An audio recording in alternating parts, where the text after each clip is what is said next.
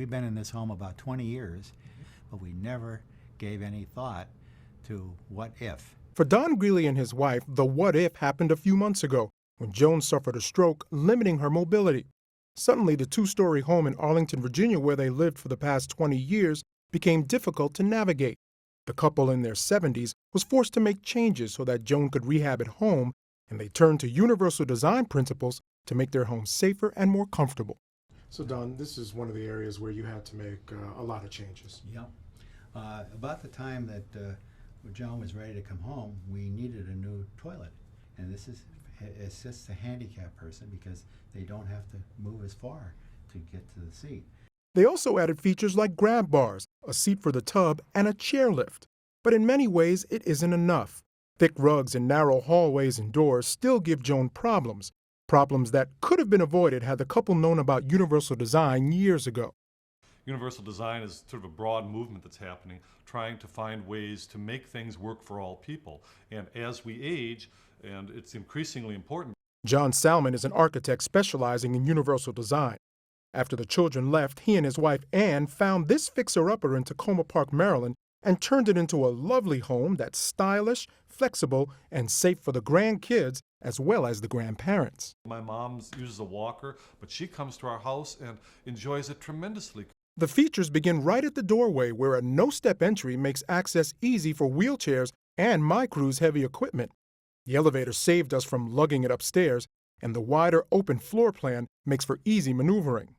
The kitchen includes features like lower open cabinets and shelves for easy access and viewing, fixtures and doors with levers easy to use for small or debilitated hands. Integrated handrails double as towel racks, and appliances and countertops were placed at different heights to accommodate different ages and abilities. No detail is left out. We visited a universal design spec house built by developers in Bristow, Virginia. Inside, the home is spacious and looks great right down to the outlets placed higher up on the wall to require less bending. These stairs are a perfect example of universal design, and you wouldn't even know it. They're extra wide so that if someday you need to put in a chairlift, you can. It also has handles on both sides, so if you're weak on one side or the other, you can still balance yourself. And finally, it has two-tone stairs so that if your eyesight decreases, you can still tell the difference from one stair to another. Advocates like Eleanor Ginsler of AARP are using the house, trying to spread the word.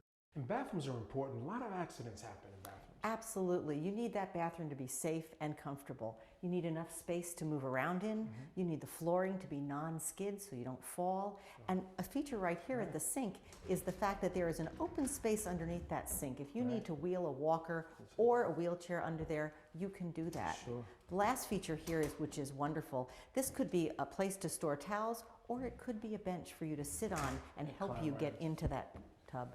For Don and his wife Joan, the battle continues, but with the help of universal design, they hope to remain in their home forever. I think a lot of people would prefer to spend where they've spent their lives than having to go off to seek another venue. And the only way they can do that is to plan accordingly. Universal design is meant to be exactly as it sounds, universal for everyone, but particularly for baby boomers who wish to age in place. You have to start thinking about creating a safer and more independent environment. And you can start small or go for large-scale renovations, but either way, it's important to start thinking universal.